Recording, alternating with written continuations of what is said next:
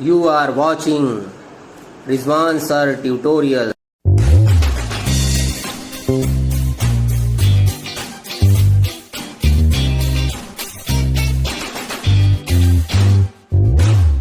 Hello champions, कैसे हैं आप लोग। मैं आपका दोस्त और गाइड रिजवान सर। मैं आपको पढ़ा रहा हूँ इंग्लिश में हम चला रहे हैं past indefinite tense. Past indefinite tense का मैंने आपको पहला सेंटेंस पॉजिटिव सेंटेंस पहले से लेक्चर में पढ़ाया, फिर निगेटिव सेंटेंस पढ़ाया।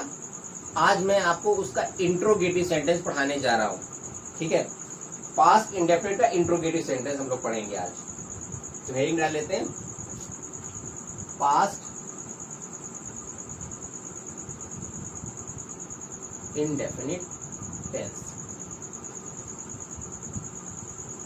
ठीक है, अब देखो इस टेंस की पहचान हमने आपको बताई थी।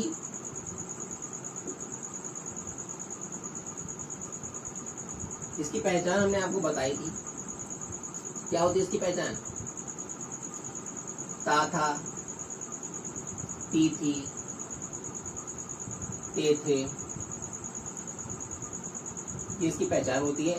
हेल्पिंग वर्ब की अगर हम बात करें इसमें हेल्पिंग वर्ब बेटा क्या होती है? हेल्पिंग वर्ब के लिए इसकी हेल्पिंग वर्ब होती है डिड, जो कि निगेटिव और इंट्रोगेटिव सेंटेंसेस में यूज होती है, पॉजिटिव सेंटेंस में यूज नहीं होती। पॉजिटिव सेंटेंस में वर्ब की सेकेंड फॉर्म रखी जाती है, वर्ब की सेकेंड फॉर्म, वर्ब की सेकेंड फॉर्म का यूज होता है पॉजिटिव सेंटेंसेस में। बाकी इसमें डिड लगा दिया जाता है सेकेंड, उसमें निगेटिव और इंट्रोगेटिव सेंटेंसेस में डिड लगाया जाता है। जब डिड लगा दिया जाता है तो फिर वर्ब की फर्स्ट फॉर्म का यूज किया जाता है। ठीक है, आज हम आपको पढ़ाने जा रहे हैं इंट्रोगेटिव सेंटेंस। इंट्रोगेटिव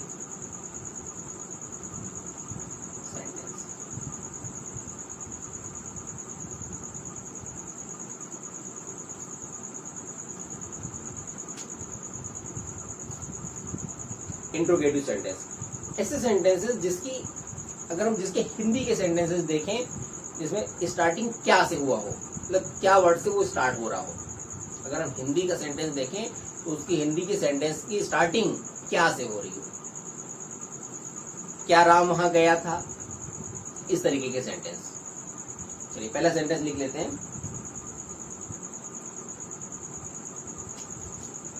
पहला सेंटेंस में लिखा, क्या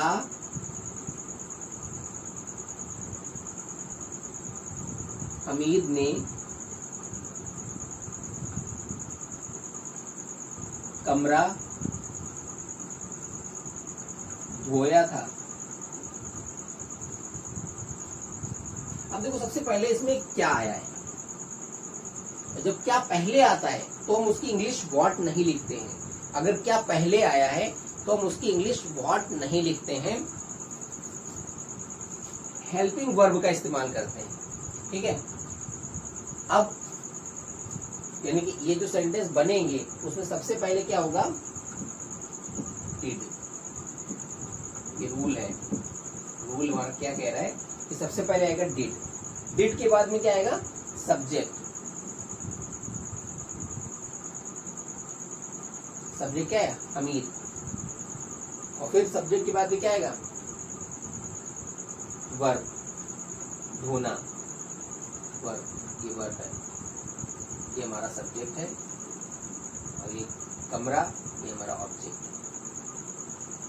क्या WH वर्ड होना चाहिए, लेकिन ये हमारा स्टार्टिंग में आ रहा है तो हम WH वर्ड नहीं लेंगे, इसलिए इसे WH वर्ड नहीं कहेंगे केवल। और हाँ, एक बात सबसे ज्यादा जो जरूरी है याद करने के लिए, तो इन सेंटेंसेस के लास्ट में बेटा हम पूर्ण विराम नहीं लगाते हैं। क्या लगाते हैं? कौन सा मार्क है ये? साइन ऑफ इंट्रोगेशन इसको बोलते हैं, या क्वेश्चन मार्क बोलते हैं। ठीक है,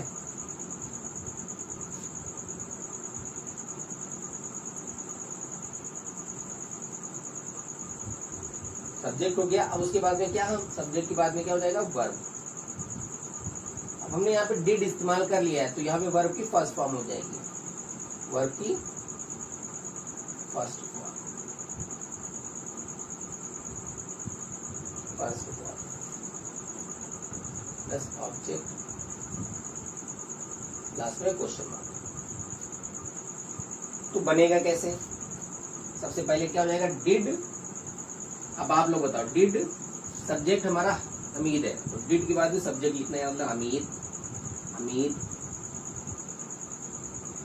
डिड हमीद। फिर उसके बाद में क्या है, कमरा धोना, धोना क्या किया, wash, did Hamid wash room,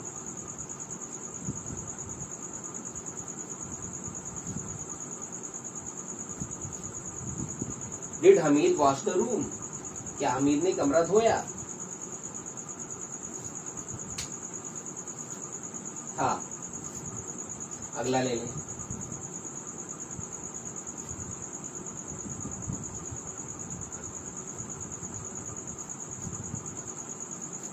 क्या राम वहां गया था?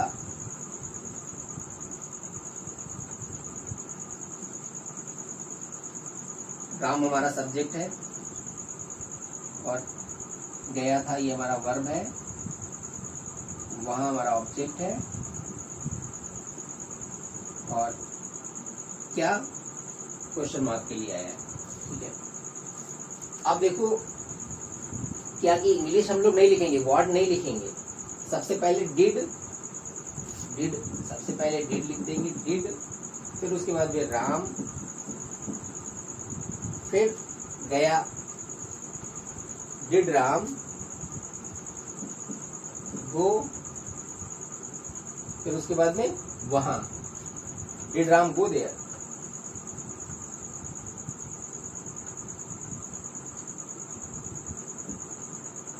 क्या हो जाएगा,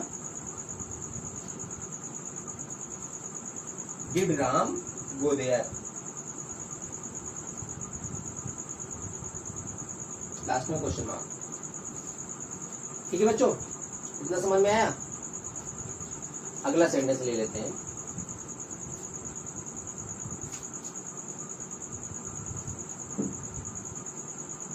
अब जो सेंटेंस है वो आपसे पूछ रहे हैं, सच सच बताना, क्या तुमने आज आम खाए थे?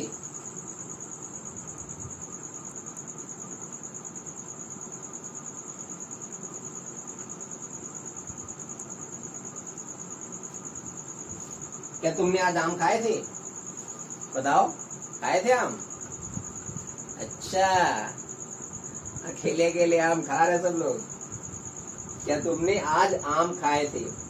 क्या हो जाएगा, तुमने जो है हमारा सब्जेक्ट हो जाएगा, और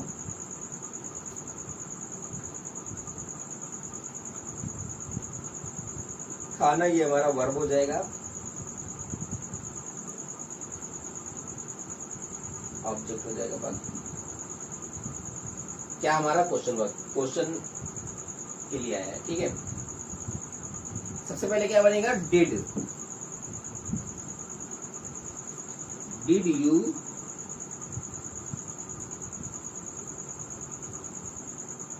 eat the mangoes today? Did you eat the mangoes today? क्या तुमने आज आम खाए थे? Did you eat the mangoes today? थोड़ा सा जो इंग्लिश वाले उनसे पूछ लेते हैं, Did you eat the mangoes today? चलो छोड़ो यार, मैंगो की बातें, मुंह में पानी आने लगा।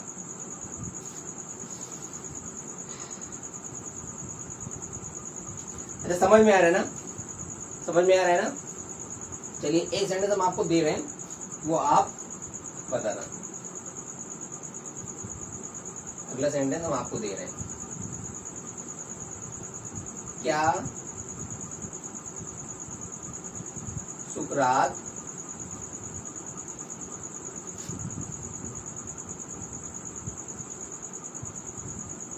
कायर था?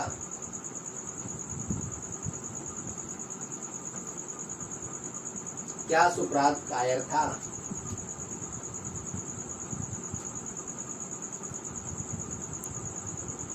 ये तुम लोगों के लिए। और हाँ, एक चीज तो बता दें, इस वाले सेंटेंस में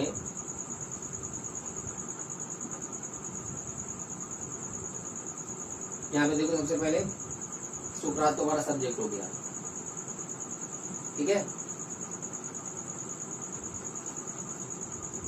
वर्ब कहाँ गई इसमें? वर्ब कहाँ है इसमें? वर्ब नहीं दी गई है, तो वर्ब की फॉर्म दी गई है। वर्ब की फॉर्म में क्या है? बी। बी वर्ब की फॉर्म है। ये कौन सी होती है? इज, एम, आर, वाज, वर। इनमें से कोई एक चीज लगेगी इनमें से कोई एक चीज लगेगी एज ए वर्ब, ठीक है। फिर कायर, ये हमारा ऑब्जेक्ट।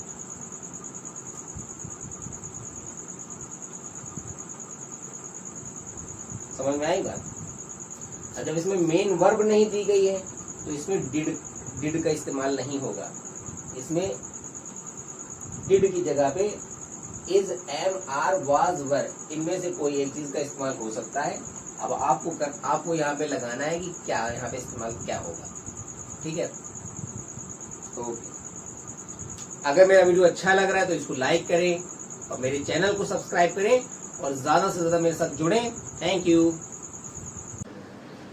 Thanks for watching.